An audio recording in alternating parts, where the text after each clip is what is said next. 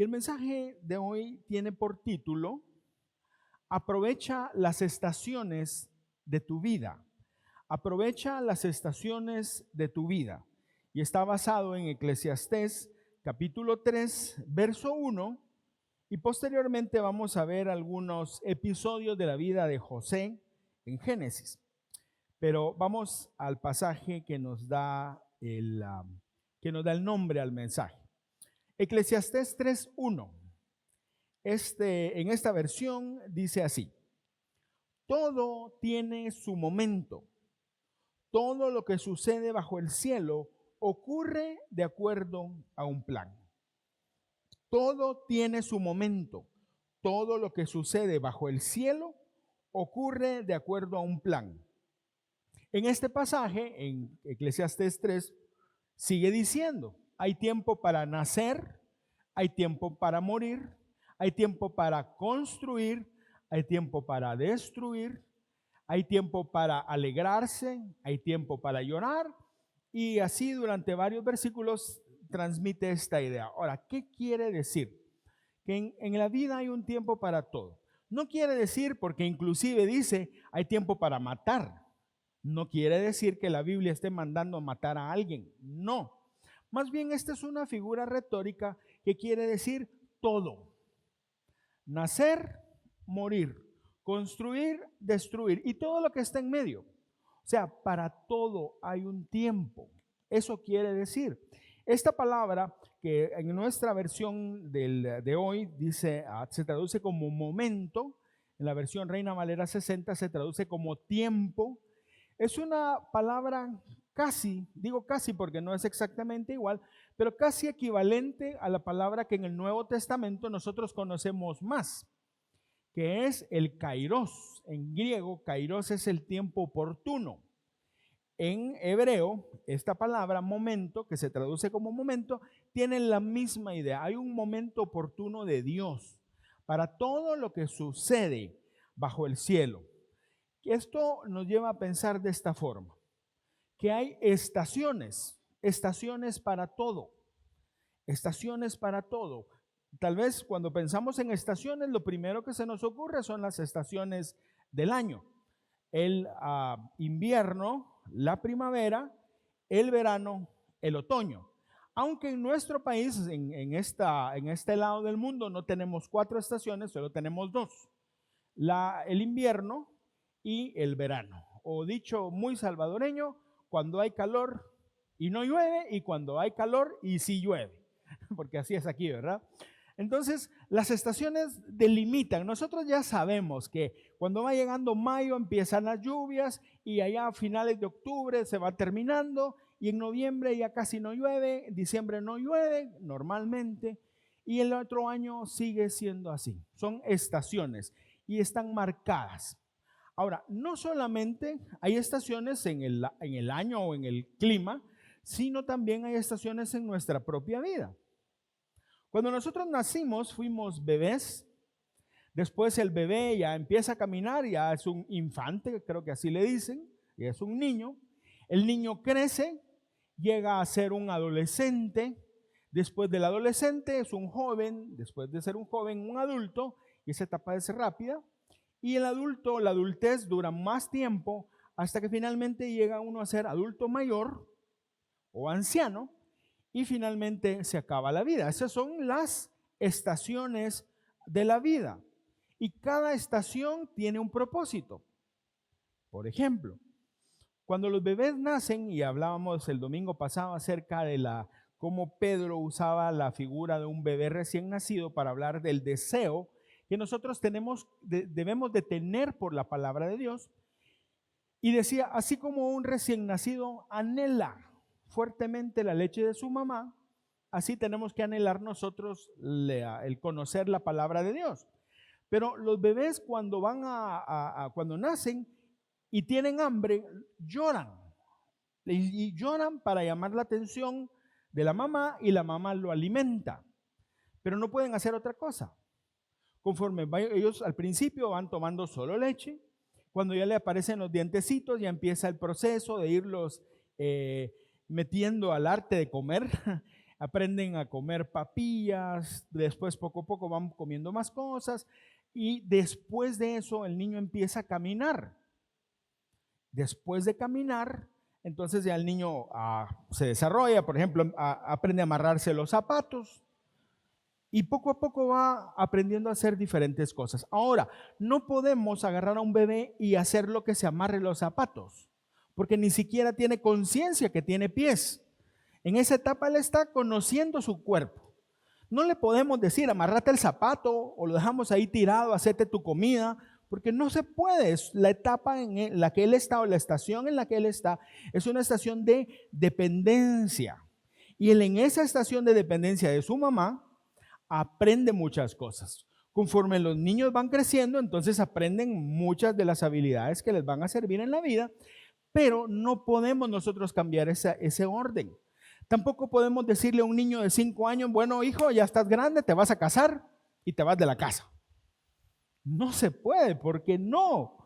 Por eso es que en algunos países donde tienen esa práctica terrible de casar a los niños, a las niñas, es con hombres muy grandes, muy adultos, con muchísimos años más, es una aberración porque son niñas, no deberían de estarse casando. Porque hay una estación, hay una etapa, hay un tiempo para cada cosa. Y cada estación te prepara para la siguiente.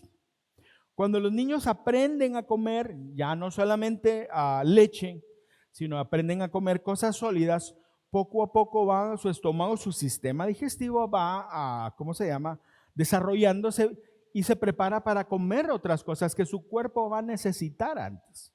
Pero imagínese usted qué pasaría si usted llega a un lugar y encuentra en un restaurante una mamá dándole de comer a su hijito y agarra su cucharita y le da de comer al niño, a su hijo, y cuando usted mira al hijo es un tipo con barba, es un tipo grandote, y le dice, hijo, coma su comidito. No, mami, no me gusta, yo quiero otra cosa. No es lógico.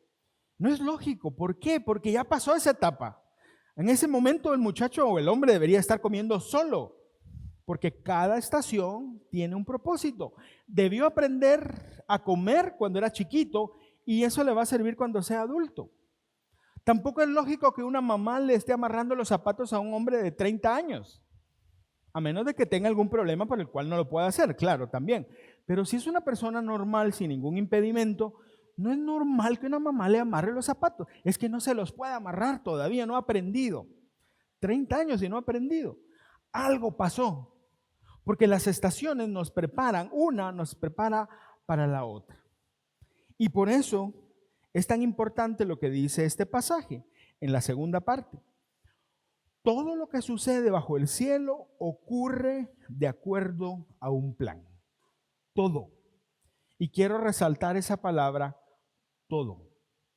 Todo nos da la idea de algo completo. No hay excepciones. Es todo. Entonces lo que el escritor de Eclesiastés, probablemente fue Salomón, está diciendo es todo en la vida tiene un momento oportuno, porque todo en la vida ha sido establecido de acuerdo a un plan. Y esa es una realidad. Ahora, las estaciones no solamente incluyen a los niños o las estaciones del año, sino incluyen nuestras experiencias de vida. Hay estaciones donde nosotros tenemos abundancia, alegría, todo va bien, todo está súper bonito, todo camina como nosotros, ni siquiera hacemos esfuerzo y todo sale bien y estamos contentos. Pero también hay estaciones donde todas las cosas son muy difíciles. Y hay otras estaciones donde no solo son difíciles, sino todo lo que se puede arruinar, se arruina. Se arruina el carro, el refrigerador, la lavadora, se arruinan las relaciones, tal vez hasta te quitan el trabajo. O sea, todo lo que se puede arruinar, se arruina. Y son estaciones en la vida también. Cuando nosotros nos enfrentamos a estas cosas, tenemos que pensar esto. Todo tiene su momento. Todo lo que sucede bajo el cielo ocurre de acuerdo a un plan. Y yo lo que quiero hoy es que reflexionemos un poco sobre qué se requiere para que nosotros podamos obtener el máximo provecho de las estaciones en nuestra vida. Porque les tengo una buena y una mala noticia. Todos vamos a pasar por ahí, todos, porque es parte de la vida. Los buenos momentos, los momentos difíciles y los momentos horribles también son parte de nuestra vida. Ahora, eso no quiere decir que Dios nos dejó. Quiere decir que todo tiene su momento. Todo lo que sucede bajo el cielo ocurre de acuerdo a un plan. Ahora veamos entonces cuál es nuestra parte para aprovechar al máximo esas estaciones de nuestra vida. Y aquí vamos a ver algunos episodios de la vida de José que nos ejemplifican muy bien estos principios. Vamos por favor a Génesis 39, versos del 1 al 9. Génesis 39, del 1 al 9.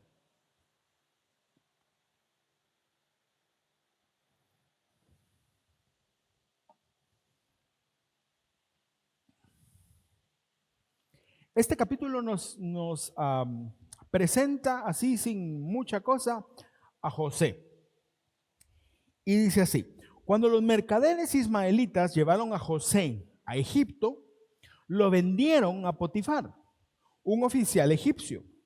Potifar era capitán de la guardia del faraón, rey de Egipto. Quiero llamar su atención a esa frase.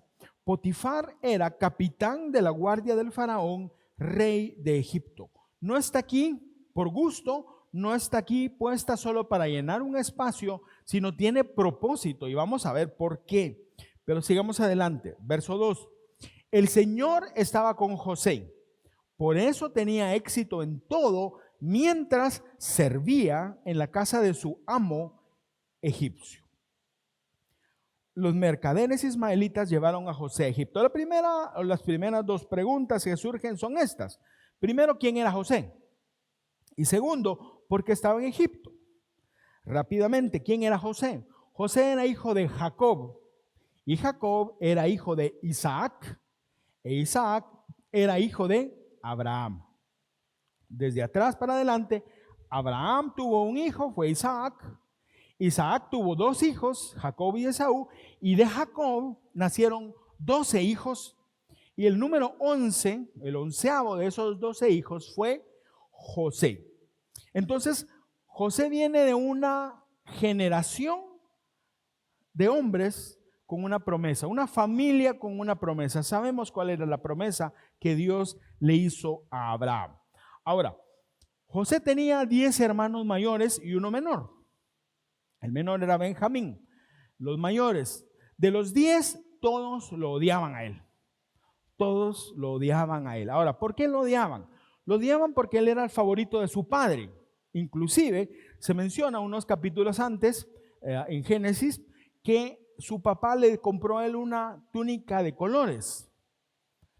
Y hemos escuchado eso. Yo cuando era niño estudié eso de la túnica de colores de José. Sin embargo, es probable que no haya sido túnica de colores.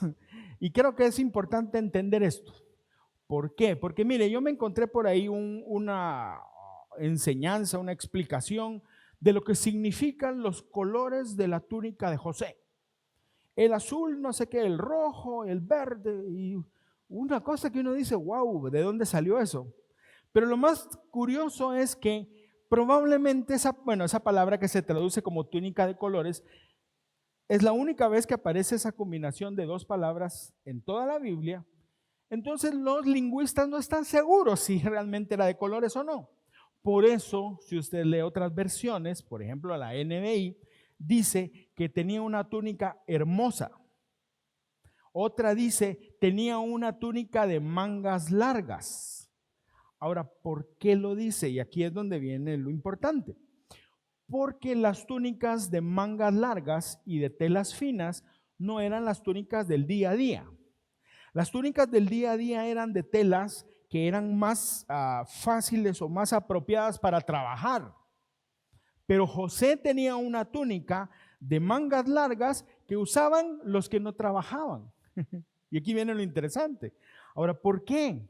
Porque probablemente, o sin el probablemente, la Biblia dice que José era el favorito de su papá. le tenía tanto el favoritismo, llegaba al punto de que el trabajo duro era para los hermanos mayores y el chiquito, José, no trabajaba mucho.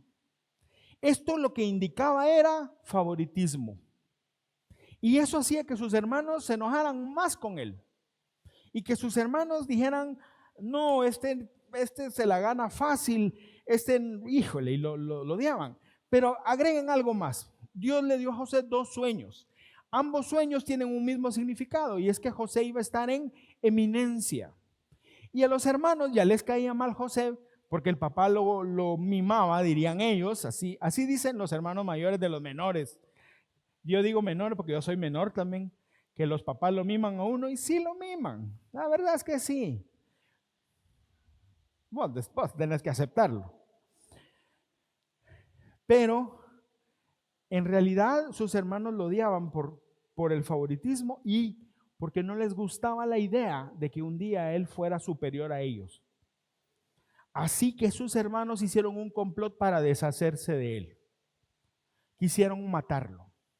Si usted cree que las telenovelas son exageradas, le tengo una noticia. Hay cosas en la Biblia que usted lo deja boquiabierto. Esta es una de ellas.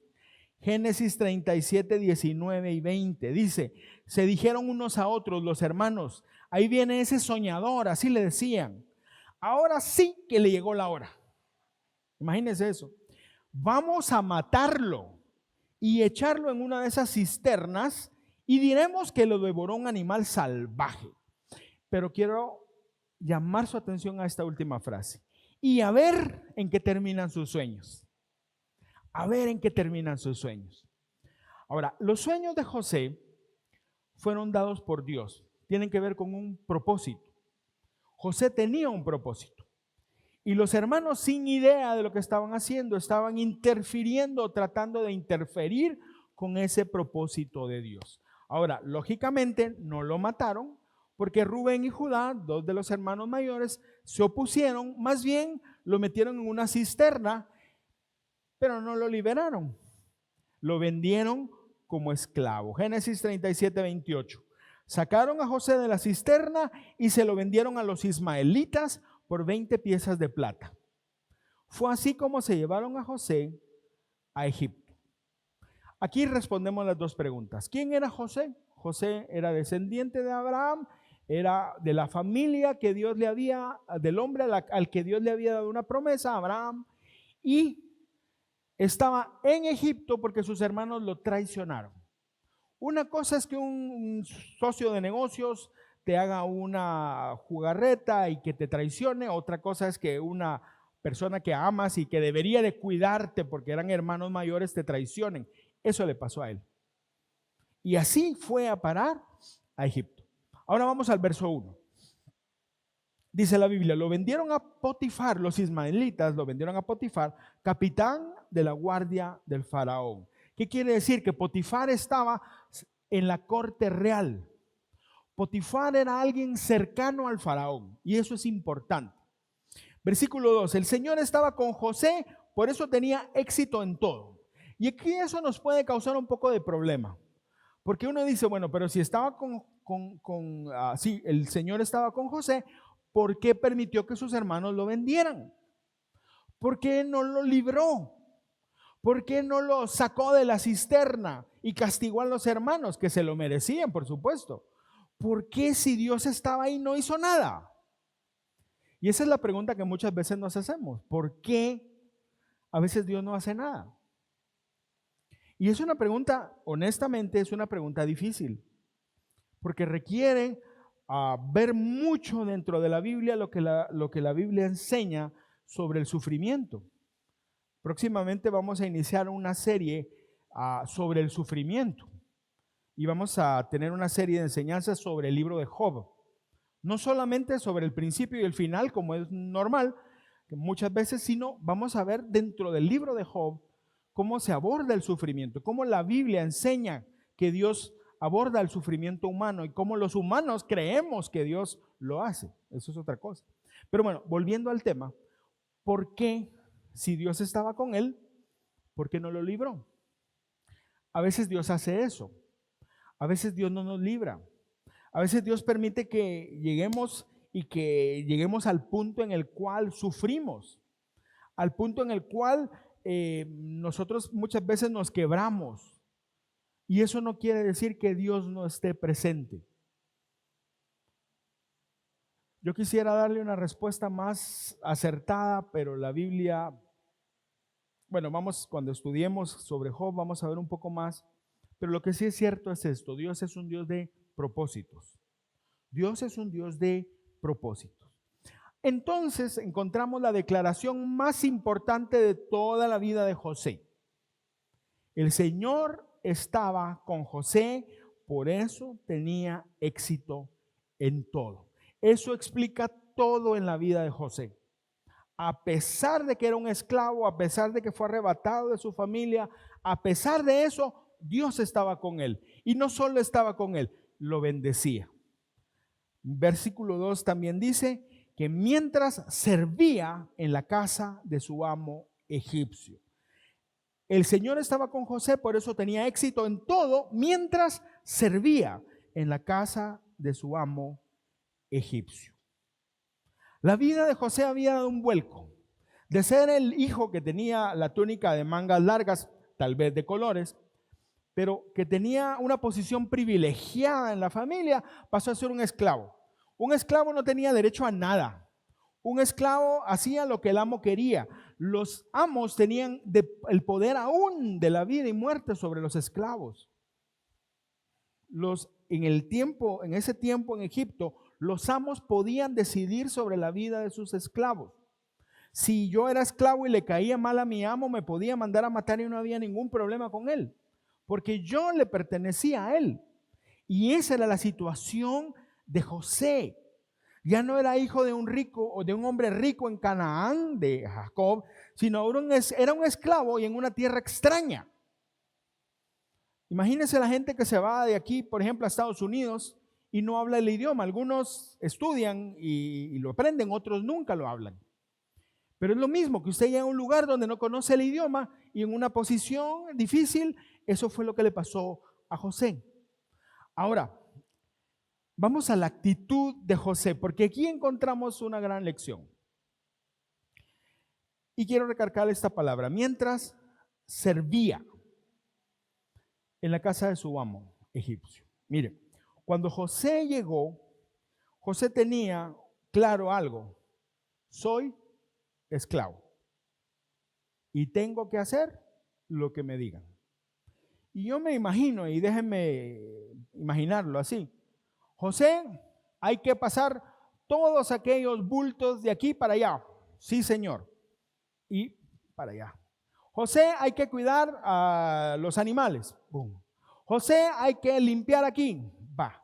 José, hay que lavar allá. Muy bien. José, hay que levantarse a las 2 de la mañana para hacer tal cosa. Muy bien. José, tienes que hacer eso. Y muy bien. Y lo hacía todo. ¿Por qué no se rebeló? ¿Por qué no dijo, no, a mí no me hables así? Porque yo soy hijo de Jacob, hijo de Isaac, hijo de Abraham, a quien Dios le dio una promesa. A mí no me vas a hablar así, papito. Respétame, porque yo no soy tu esclavo. Él no dijo eso.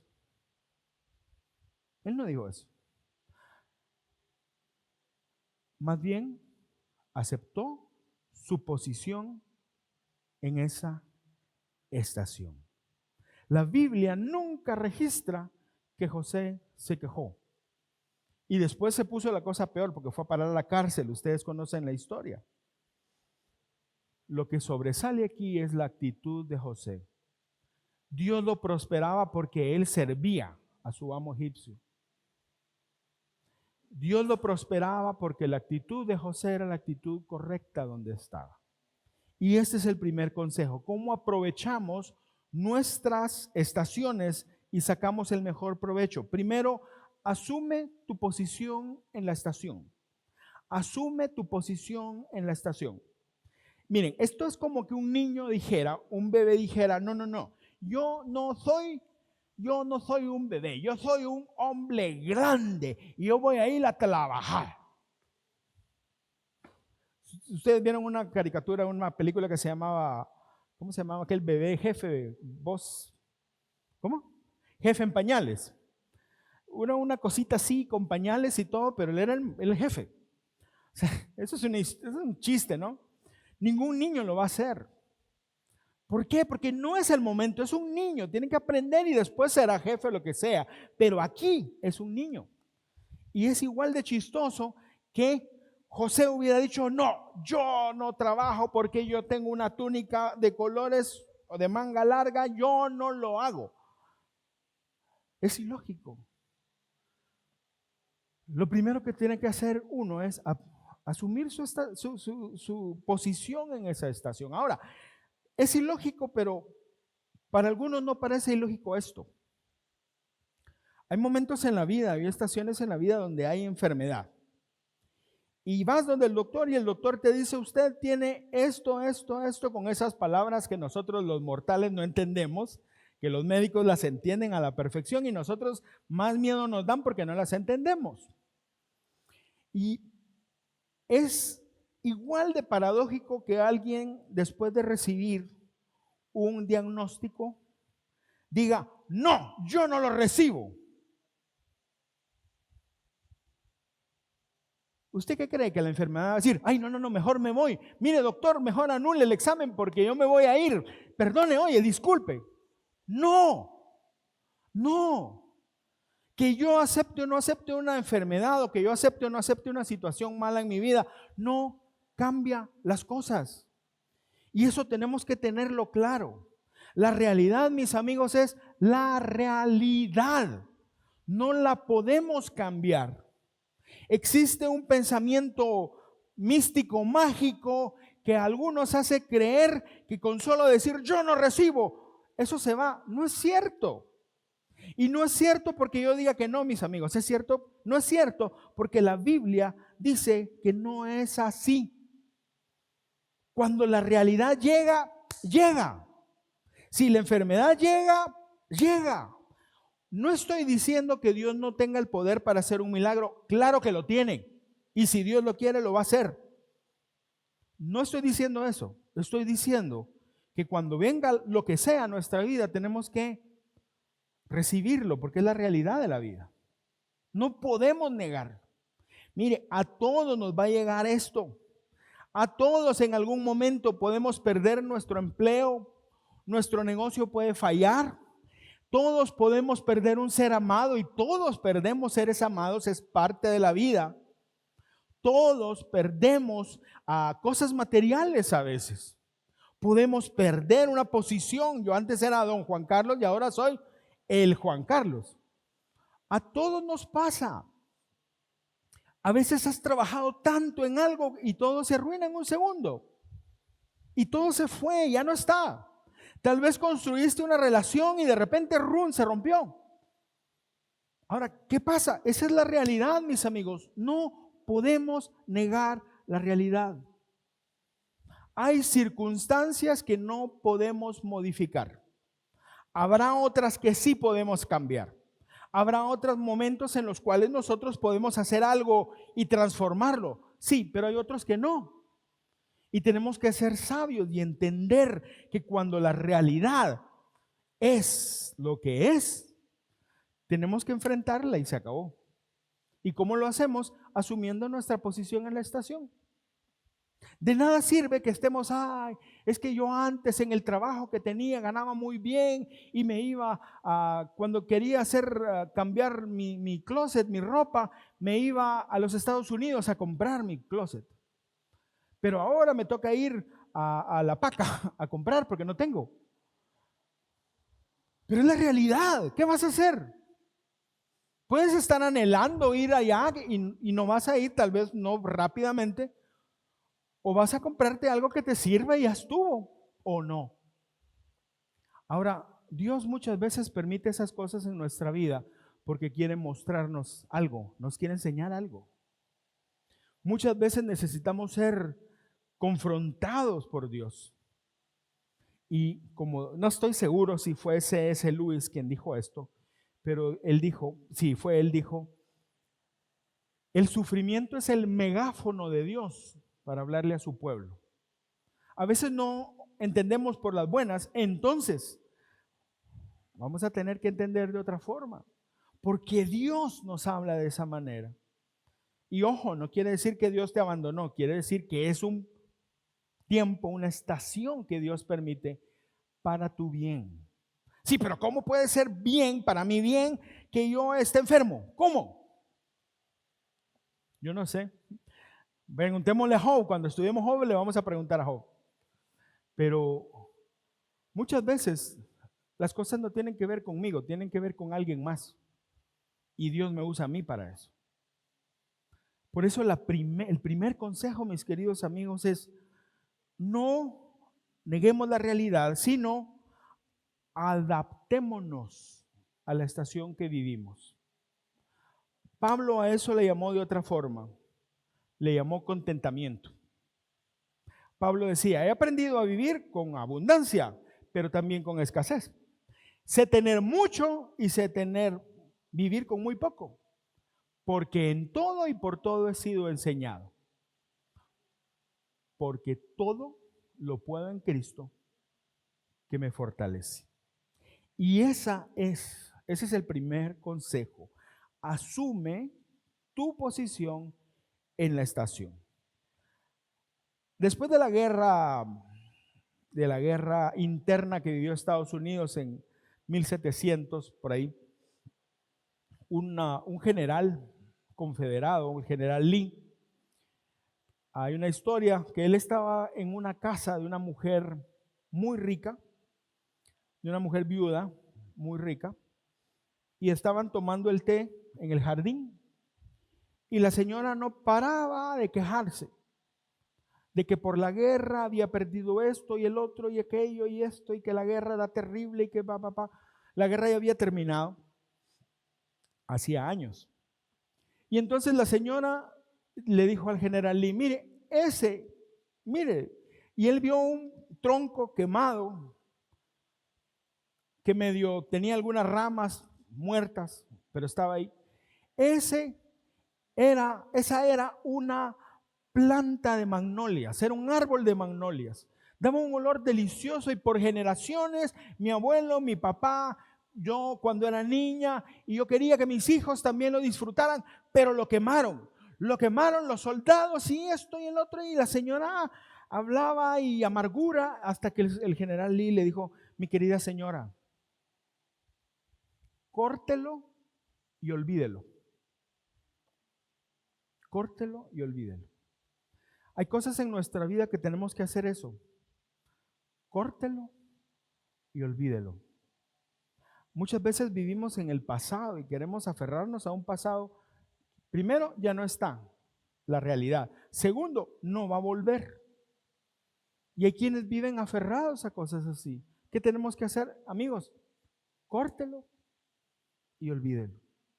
Siga adelante. Pero esto es importante. Aprenda a asumir su posición en la nueva estación que vive. Pero sigamos adelante. Versículos 6 y 9 de Génesis 39.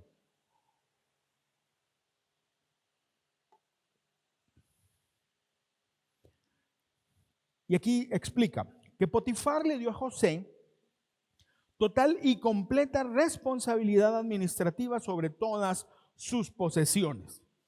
La palabra de donde se traduce toda esta frase es una palabra que quiere decir mayordomo. Con José a cargo, Potifar no se preocupaba por nada, excepto que iba a comer. José era un joven muy apuesto y bien fornido. Y la esposa de Potifar pronto comenzó a mirarlo con deseos sexuales. Ven y acuéstate conmigo, le ordenó ella. Recuerde que era un esclavo. Pero José se negó. Mire, le contestó, mi amo confía en mí y me puso a cargo de todo lo que hay en su casa. Nadie aquí tiene más autoridad que yo. Él no me ha negado nada, con excepción de usted, porque es su esposa. ¿Cómo podría yo cometer semejante maldad? Sería un gran pecado contra Dios. La gracia que Dios le había dado a José hizo que Potifar le fuera dando más y más responsabilidad, y la Biblia dice que los asuntos o los negocios de Potifar también prosperaron. ¿Por qué? Porque José estaba a cargo. José estaba allí y porque él lo dirigía, Dios prosperaba todo eso. Ahora, a pesar de las circunstancias adversas, primera cosa que tenemos que ver, a pesar de que era esclavo, a pesar de que había sido arrebatado de su familia, y no crean que tenía chance de mandarle un WhatsApp a su familia, ¿cómo están? Aquí estoy esperándolos, espero que estén bien. Nada, no había nada, no existía, por supuesto no existía nada de eso. Pero José estaba enfocado en hacer lo que tenía que hacer y lo hacía tan bien que Dios lo prosperaba ahí. Ahora, la Biblia dice en el Salmo 1:3 que el que confía en Dios, todo cuanto hace, prospera. Le iba tan bien al muchacho ahí. Estaba en un buen momento. Imagínese usted sale de una mala estación y empieza a prosperar, aunque era esclavo, pero iba prosperando, más responsabilidad. Él mismo dice, nadie tiene más autoridad que yo aquí, porque yo soy el segundo después de Potifar. O sea, el tipo le iba muy bien y en ese gran momento, en ese buen momento, pasa algo. La esposa de Potifar le echa el ojo y trata de seducirlo. Primero José estuvo en una cisterna, en una cueva. Ahí estuvo porque sus hermanos lo metieron ahí, según ellos, para matarlo, finalmente para venderlo. Pero ahora José estaba en una estación más peligrosa que la primera. Si era peligroso estar en un momento en el cual lo iban a matar sus hermanos, ahora estaba en un momento más peligroso todavía. Proverbios 23, 27 al 28 dice, la mujer promiscua es tan peligrosa como caer en un pozo estrecho. Se esconde y espera como lo hace un ladrón, ansiosa por hacer que más hombres sean infieles. José estaba en una buena posición, pero como diríamos nosotros hoy, el diablo ya le había echado el ojo. Y no porque la mujer fuera un diablo, no, pero obviamente el diablo se aprovecha de situaciones como esa. Así que ya le había echado el ojo. Y la mujer de Potifar fue insistente, insistente, insistente, insistente. Y José siempre dijo que no. José siempre dijo que no. Se mantuvo firme, se mantuvo fiel. Su carácter se fortaleció y dijo no. Y les anticipo esto. Y eso es la realidad para muchos. Cuando tú te mantienes firme haciendo lo que Dios quiere, muchas veces el precio que pagas es un precio alto. José fue a parar a la cárcel por decir que no. Pero bueno, vamos a hablar de eso después. Más bien quiero enfatizar la razón por la cual José se negó a ceder ante los deseos de esta mujer. Aunque sí mencionó que no quería traicionar a su amo, a Potifar, la verdadera razón, la razón principal fue, ¿cómo podría yo cometer semejante maldad? Sería un gran pecado contra Dios. Sería un gran pecado contra Dios. Pongámoslo así. A José ya le iba bien haciendo lo que hacía. Si él hubiera cedido ante las insistencias de esta mujer, no sabemos cómo se llamaba, pero si hubiera cedido, probablemente hubiera satisfecho alguna necesidad, probablemente hubiera recibido más beneficios, porque también era una mujer, era la señora, pues. Probablemente Potifar pasaba mucho tiempo fuera. O sea, viéndolo así, desapasionadamente, había beneficios para José. Pero el hecho de que haya beneficio en algo no quiere decir que sea lo que a Dios le agrada. Y aquí es donde tenemos que poner atención. Si queremos que nos vaya bien en nuestra estación de vida y queremos sacarle el mejor provecho, esta es la segunda razón. Determina en tu corazón honrar siempre a Dios. Determina en tu corazón honrar siempre a Dios. La verdadera razón para no hacer algo malo o no aprovechar una, voy a hacer así, oportunidad que se presenta, es que no tenemos que deshonrar a Dios. No hay ninguna razón que valga para hacer algo en contra de Dios, nunca. Ahora, cuando estamos en una estación difícil, tenemos esa tentación. Si le estamos pasando mal, la tentación es hacer algo que nos beneficie. Y si es tu negocio el que la está pasando muy mal, de repente alguien te ofrece ahí un negocio que si tú le subes el precio a esto y declaras al fisco así de esta manera, vas a ganar. Y tú necesitas. Y tú dirás, bueno, gracias a Dios, el Señor me abrió una puerta. No. Es que todos lo hacen. No. Pero tú sabes que eso no está bien, eso es un pecado. O puede ser que estés en el mejor momento de tu vida y que tú digas, bueno, me voy a dar un lujo con esto, voy a aceptar eso que me están ofreciendo, porque al final, ¿qué pierdo? Estoy bien, además, yo he llegado aquí por mis propios medios, no tengo nada que perder. Y a veces caemos. Por eso es importante desde el principio determinar en nuestro corazón que vamos a honrar a Dios siempre. A veces pensamos, lo que pasa es que cuando estoy en una mala posición, yo soy alguien necesitado y Dios bendice a los necesitados, así que Dios va a entender. No. Yo soy bendecido de Dios, entonces puedo hacer lo que sea. No. Porque ser alguien, la identidad no es lo mismo que posición. Identidad y posición son diferentes. Identidad es quién eres y posición es dónde estás. Yo me acuerdo, había un amigo mío del trabajo que él decía esto. Decía, mira, a mí mi mamá me dijo esto siempre. Y es que aunque yo tenga un par de zapatos rotos, tiene que estar bien lustrado. Porque yo soy alguien que fue criado por una mujer que le enseñó a hacer buenas cosas. Y si no tengo zapatos, no importa, pero los voy a limpiar. Y si voy a andar con el mismo pantalón de toda la vida, no importa, lo voy a planchar y voy a andar bien. Porque yo soy hijo de mi mamá, decía él. Nosotros somos hijos del gran rey. Si tú eres hijo, si tú le entregaste tu vida a Jesús, eres hijo de Dios. Ahora, ojo, tú eres hijo de Dios cuando estás en el peor lugar y tú eres hijo de Dios cuando estás en el mejor lugar. Porque el lugar no es lo más importante es quién eres. Desgraciadamente muchos se pierden cuando hay escasez o cuando hay abundancia. Cuando hay escasez se meten a hacer cosas que no deberían y se meten en líos terribles. Y cuando hay abundancia se meten en líos terribles también por la misma razón. Porque confundimos identidad con posición. No importa dónde estemos, somos hijos de Dios. Si estás en un mal momento, eres hijo de Dios y Dios está contigo. Y si estás en un buen momento, gloria a Dios, eres hijo de Dios y Dios está contigo. En cualquiera de las dos estaciones, determina honrar siempre al Señor. Si tienes éxito, no olvides de dónde vienes y quién te lo dio. Y si estás pasando un problema, no olvides quién eres y que Dios está contigo. Esa es la verdad.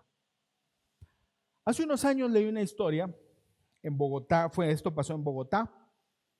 Una mujer se llama Paula Martínez, salió de su casa y llevaba en su cartera el recibo del pago de la luz, que eran más o menos $50, y tenía metidos los billetes en pesos colombianos, no sé cuánto es, pero el equivalente a $50. Cuando ella llegó al lugar para pagar, estaba haciendo fila, y cuando iba a sacar su recibo y el dinero, no lo encontró. Le dio vuelta a su cartera, no lo encontró. Se revisó las bolsas, no lo encontró y se puso a llorar. Porque ella y su esposo tenían un hijo en esa época, estaban pasando por momentos muy difíciles, no tenían mucha plata y ese dinero específicamente era para pagar la luz. Si no podían pagar la luz, se las iban a quitar, como es normal. Así que ella se puso a llorar. No sabía ni qué decirle a su esposo, en todo el día no lo llamó, no le avisó, pero pasó sufriendo todo el día. Cuando llegó a la casa y había llegado su esposo y ella dijo, ay, ¿qué voy a hacer? ¿Cómo le voy a decir que no pude pagar? Y entonces ella entró y le dijo, mi amor, te quiero contar que no pude pagar la luz porque se me perdió el recibo y se me perdió el dinero. Y él se empezó a reír. ¿Y por qué me decís eso? ¿Por qué te reís? Le dice. ¿Por qué me lo decís? Porque lo perdí, no pude pagar. ¿Y cómo vamos a hacer? Y ella lloraba. Y entonces, ¿esto qué es? Aquí está el recibo pagado. ¿Y dónde estaba? Ahí estaba en el buzón. En el buzón. Pero yo no lo pagué. Pues yo no sé, pero aquí está pagado. No puede ser. Y entonces lo abrieron. Y atrás decía, yo pagué su recibo. Solo le pido, por favor, que ore por mí porque no tengo trabajo. Sandra. Ese recibo, si usted lo busca, CNN y otros periódicos internacionales tienen esa noticia, 2016. Inclusive se hizo una campaña para encontrar a Sandra, porque había quienes querían darle trabajo. No sé si la encontraron o no, yo no encontré más información. Pero donde quiero ir es a esto. ¿Qué hubiera hecho usted? No tiene trabajo y se encuentra tirado $50, ¿qué hace? Gloria a Dios, Señor, gracias porque tú me diste la bendición.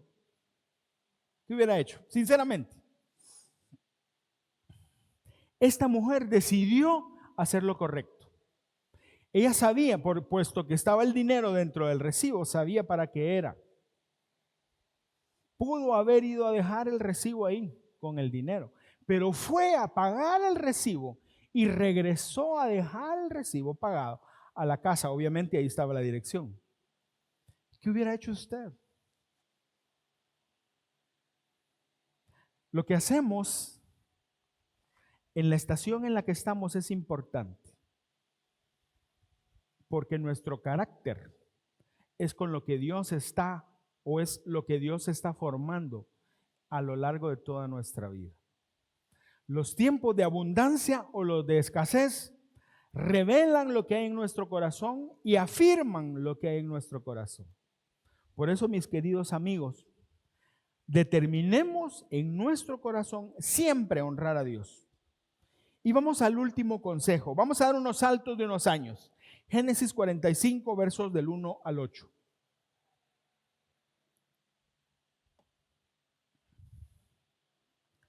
José ya no pudo contenerse. Había mucha gente en la sala y él les dijo a sus asistentes, salgan todos de aquí. Así que estuvo a solas con sus hermanos en el momento de decirles quién era. Entonces perdió el control y se echó a llorar. Lloraba con tanta fuerza que los egipcios podían oírlo y la noticia pronto llegó hasta el palacio del faraón. Soy José, le dijo a sus hermanos. ¿Vive mi padre todavía? Pero sus hermanos se quedaron mudos. Estaban atónitos al darse cuenta que tenían a José frente a ellos. No es raro que ellos se hayan quedado así. Verso 4. Por favor, acérquense, les dijo. Entonces ellos se acercaron y él volvió a decirles, soy José, su hermano, a quien ustedes vendieron como esclavo en Egipto. Pero no se inquieten ni se enojen con ustedes mismos por haberme vendido. Fue Dios quien me envió a este lugar antes que ustedes a fin de preservarles la vida. El hambre que ha azotado la tierra estos 2 últimos años durará otros 5 años más y no habrá siembra ni siega. Dios me hizo llegar antes que ustedes para salvarles a ustedes y a sus familias y preservar la vida de muchos más. Por lo tanto, fue Dios quien me envió a este lugar y no ustedes. Y fue Él quien me hizo consejero del faraón, administrador de todo su palacio y gobernador de todo Egipto. Los 2 sueños que tuvo José eran exactamente esto. Él estaría en eminencia y sus hermanos y sus padres iban a postrarse ante él por la autoridad que él iba a tener. Y se cumplió. ¿Se acuerda usted lo que dijeron los hermanos cuando pensaron en matarlo? A ver en qué terminan sus sueños. ¿Dónde terminaron? Donde tenían que terminar. Porque Dios es un Dios de propósitos. Pero veamos rápidamente, ¿qué había pasado? Como José no quiso ceder ante las insistencias de la mujer de Potifar, fue acusado falsamente y fue a parar a la cárcel. Primero esclavo, después a la cárcel. Uno diría, en lugar de ir para arriba, iba para abajo este pobre. Pero ¿qué pasó? En la cárcel prosperó. ¿Por qué? Porque Dios estaba con él. Ahora, no fue a parar a la cárcel común y corriente, sino fue a parar a una cárcel especial, digámoslo de esa manera. En esa cárcel llegaban aquellos que habían sido funcionarios del rey. ¿Qué quiere decir? Y aquí es donde tiene sentido que Potifar era un miembro de la corte real. Porque cuando envió a José a la cárcel, él decidió enviarlo a una cárcel donde también llegaba gente de la corte real. Desde que José llegó como esclavo a Egipto, siempre estuvo cerca del faraón. Siempre estuvo cerca. ¿Por qué? Porque Dios así lo había planificado. En el peor momento como esclavo y en el peor momento como preso, José siempre estuvo cerca del propósito de Dios. Y estas son las cosas que tenemos que ver. Después, cuando empezó el hambre, bueno, usted se acuerda, José salió de la cárcel después de interpretar los sueños de Faraón, que básicamente era que iban a haber 7 años, así, 7 años de buenas cosechas y otros 7 años de malas cosechas. Así que Faraón decidió ponerlo a él al frente, digamos, diríamos nosotros, del banco de alimentos de Egipto, y le dio autoridad y poder. Y ahí llegaron sus hermanos un día. Después como de 20 años, sus hermanos, que no sabían que había sido de él, tal vez pensaron que ya estaba muerto a esas alturas, de repente se topan con su hermanito al que habían querido matar y que habían vendido como esclavo. ¿Cómo se sentiría usted? Cambiemos, hay algo más. Aquel hermanito que nosotros golpeamos y metimos en un pozo, hoy es el segundo del imperio más grande de la historia de esa época. Era el segundo hombre más importante y poderoso de Egipto. Con una sola señal hubiera podido hacer que mataran a sus hermanos. ¿Cómo se sentiría usted como hermano? Cambiémosla. ¿Cómo se sentiría como José? Aquí te estaba esperando. Hola, ¿cómo está? ¿Te acordás? ¿Te acordás que vos rompiste mi túnica? ¿Te acordás que vos me dijiste que me ibas a matar y me tiraste de una patada al pozo? ¿Te acordás de eso? ¿Qué haría usted? No, yo sé que usted no haría eso. ¿O sí? Bueno, no sé. ¿Qué hizo José? ¿Qué hizo José? Dice que José les dijo, no se inquieten ni se enojen con ustedes mismos por haberme vendido. Fue Dios quien me envió a este lugar antes que ustedes a fin de preservarles la vida. José actuó con amor y misericordia. ¿Merecían amor y misericordia esos 10? No. Alguien diría, no, este es Dios le da la victoria, hoy sí, haga pedazos a sus enemigos. No. Amor y misericordia. ¿Pero por qué fue capaz de amar y tener misericordia con sus hermanos? Porque tuvo la perspectiva correcta. Si algo había aprendido José, es a entender que Dios tenía un plan y que todo estaba saliendo de acuerdo al plan de Dios. Recordemos el versículo inicial. Todo tiene su momento, todo lo que sucede bajo el cielo ocurre de acuerdo a un plan. No a mi plan, por cierto, al plan de Dios. Así que José tuvo claro eso. Y el último consejo es, no pierdas la perspectiva, no pierdas la perspectiva. Yo no sé en qué momento estás hoy. Si tienes un momento serio, estás viviendo una estación seria de dificultad en algún ambiente o en algún escenario de tu vida, no pierdas de vista que Dios tiene un propósito. Y si estás en el mejor momento de tu vida, qué bueno, disfrútalo, honra a Dios, pero no pierdas de vista que Dios tiene un propósito. Y la perspectiva es tan importante. Miren, muchas veces nosotros pensamos que lo malo nos llega porque somos fracasados. Ay, es que a mí solo mal me va. Y esto y el otro y que no sé qué. O pensamos, no, papá, a mí me va súper bien porque a mí Dios me escucha, porque Dios está conmigo, porque yo me las puedo todas. A mí, vení papá, porque aquí Dios te va a bendecir si te pones a la par mía. No es ninguna de las dos cosas. No es ninguna de las dos cosas. La verdad es que la vida es una sucesión de estaciones. Tiempos buenos, tiempos muy buenos, tiempos malos, tiempos horribles, tiempos buenos, muy buenos, malos y así.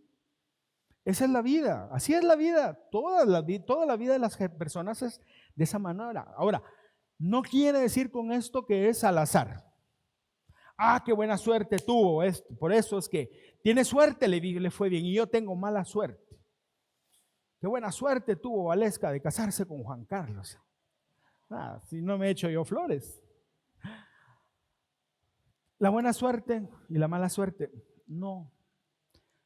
Todo sucede de acuerdo a un plan. Deuteronomio 8, 10 al 17. Dice Dios al pueblo de Israel antes de entrar a la tierra prometida: cuando hayas comido y estés satisfecho, alabarás al Señor tu Dios por la tierra buena que te habrá dado. Cuando entraran a la tierra prometida, todavía no habían entrado, pero está anticipando ese momento. 11, pero ten cuidado. Pero ten cuidado de no olvidar al Señor tu Dios. No dejes de cumplir sus mandamientos, leyes y estatutos que yo te encargo hoy. Y cuando hayas comido y te hayas saciado, cuando hayas edificado casas cómodas y las habites, cuando se hayan multiplicado tus vacas y tus ovejas y hayan aumentado tu plata y tu oro y sean abundantes tus riquezas, no te vuelvas orgulloso ni olvides al Señor tu Dios, quien te sacó de Egipto, el país donde eras esclavo, estación diferente. Él te guió a través del vasto y horrible desierto, esa tierra reseca y sedienta, llena de serpientes venenosas y escorpiones. Estación, otra estación diferente. Te dio el agua que hizo brotar de la más dura roca.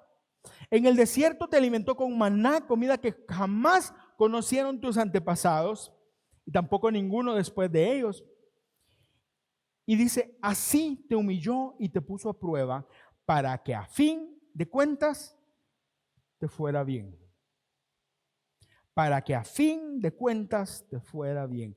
No se te ocurra pensar, esta riqueza es fruto de mi poder y de la fuerza de mis manos. No. Todas las estaciones de nuestra vida han sido puestas por Dios con un propósito. Todas. Donde estamos bien y donde no estamos bien. Donde estamos sanos y fuertes y donde estamos con enfermedad. Donde estamos prosperando en todo y donde estamos acabados en todo. No te olvides. Cuando te vaya bien, no te olvides de dónde vienes y quién te llevó ahí. Y cuando te vaya mal, no te olvides quién eres y que Dios está contigo. Perspectiva. Perspectiva. Cuando tenemos perspectiva, la perspectiva correcta, podemos descansar en Dios en medio de cualquier circunstancia o en medio de cualquier estación. Cada estación tiene un propósito de Dios para ti o para alguien más. Nosotros en 2010 fuimos con mi esposa a Chile. Nos invitaron a enseñar en una iglesia. Y mientras íbamos en el avión, yo iba viendo hacia las nubes, un viaje largo. Y entonces me acordé que unos años antes nosotros estábamos con mis hijos jugando bajo la lluvia.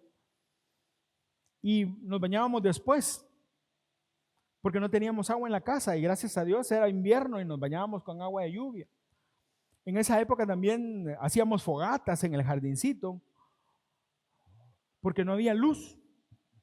Entonces teníamos marshmallows y con los marshmallows estábamos. Y no había luz por exceso de pago, no por otra cosa. Nosotros íbamos en un viaje a Chile y unos años antes habíamos pasado por cosas que algunas ya les he contado. Y se me salieron las lágrimas y yo le decía, Señor, gracias. Gracias. Esos años difíciles nos formaron a nosotros, sí, pero también nos dieron autoridad y palabra de Dios para aconsejar a otros. Pero de eso hasta hoy han pasado otros 14 años y han pasado otras cosas. Han habido buenos momentos, malos momentos. Y no importa lo que pase si algo tenemos claro nosotros con mi esposa y lo hemos aprendido, no por el mejor, no por ver a otros, sino por experiencia propia, es que Dios siempre tiene el control. Cuando hemos estado sufriendo, Dios está con nosotros. Y cuando nos va bien, Dios está con nosotros. Cuando las cosas pintan bien y vamos hacia adelante, le damos gloria a Dios. Y cuando las cosas empiezan a ir para abajo, le damos gloria a Dios. Porque sabemos que nunca nos va a dejar. No es fácil. Y yo no le vengo a decir, no, hermano, yo le voy a enseñar, yo soy experto en esto. No. Muchas veces nosotros sufrimos, lloramos, nos duele, pataleamos. Yo quisiera decir que yo soy como José, mentira. José no pataleó, yo sí he pataleado. Pero a pesar de todo y el amor de Dios, siempre nos saca adelante.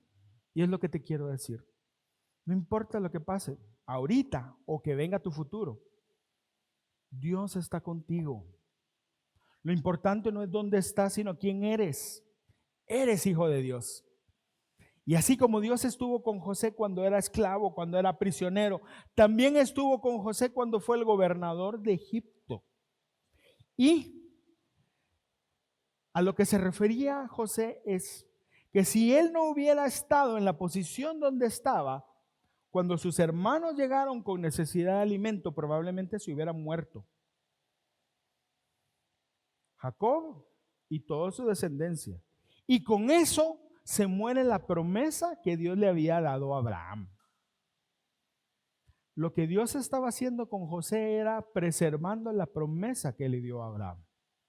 Y para preservarla, porque Dios sabía que iba a haber tiempo de escasez, agarró a José, escogió a José y lo llevó por la puerta de atrás. Pero cuando llegó a Egipto lo puso en una posición de alguna manera cercana a la corte del faraón. En la cárcel, cuando nosotros vemos que José fue a la cárcel, realmente José dio un paso más hacia arriba, porque ya estuvo cerca del copero real, que estaba cerquita del faraón.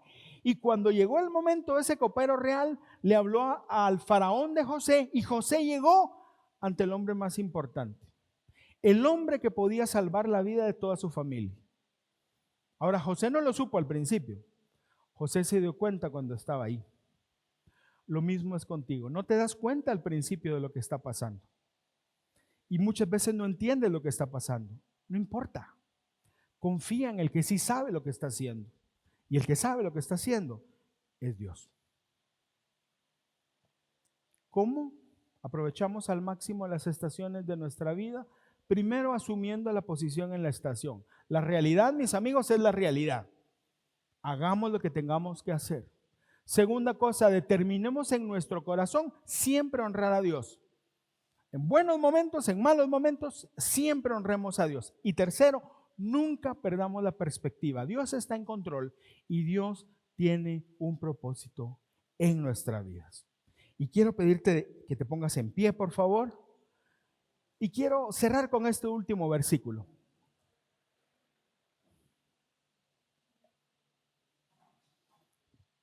Romanos 8:28. Muchos lo sabemos. Esta versión me gusta mucho cómo lo traduce. Dice así: además, sabemos que si amamos a Dios, Él hace que todo lo que nos suceda sea para nuestro bien. Él hace que todo lo que nos suceda sea para nuestro bien. Sí, pero es que me robaron el carro. Pero si amamos a Dios, sabemos que Él hace que todo lo que nos suceda sea para nuestro bien. Él nos ha llamado de acuerdo con su propósito. Nuestra vida no es un juego de dados, a ver qué sale. No, nuestra vida está dirigida por Dios. Confiemos en Dios. Y sea lo que sea que enfrentemos, descansemos en Él, porque Él sí tiene el control. Cierra tus ojos, por favor, ahí donde estás. Señor, queremos pedirte que tú nos permitas tener esa seguridad que José tuvo, esa confianza que José tuvo, esa claridad que José tuvo. Y cuando enfrentemos las estaciones de nuestra vida, sean buenas o no, podamos tener paz en nuestro corazón. Ayúdanos, Señor, necesitamos más de ti para lograrlo.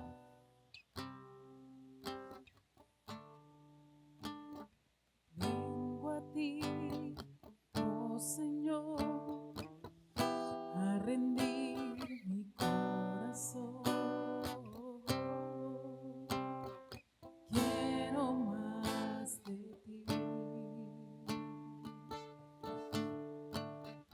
Toma mi necesidad, dame tu preciosa paz. Quiero más de ti. Dame, dame más de ti. Bendito Señor. Dame, dame más de ti. Quiero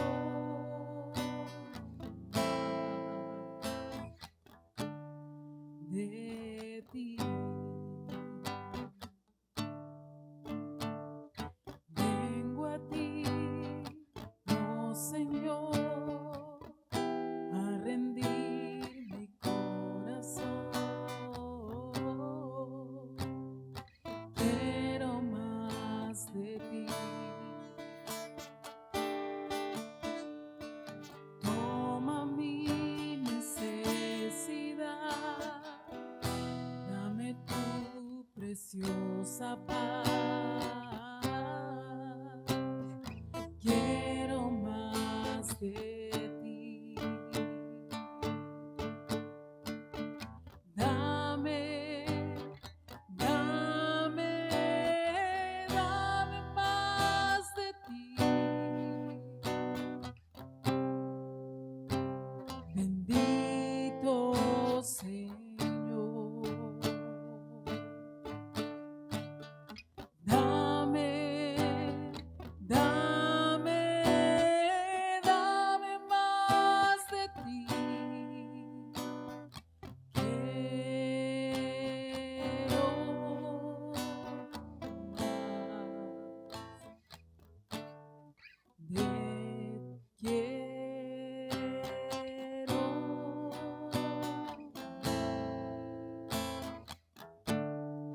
De ti.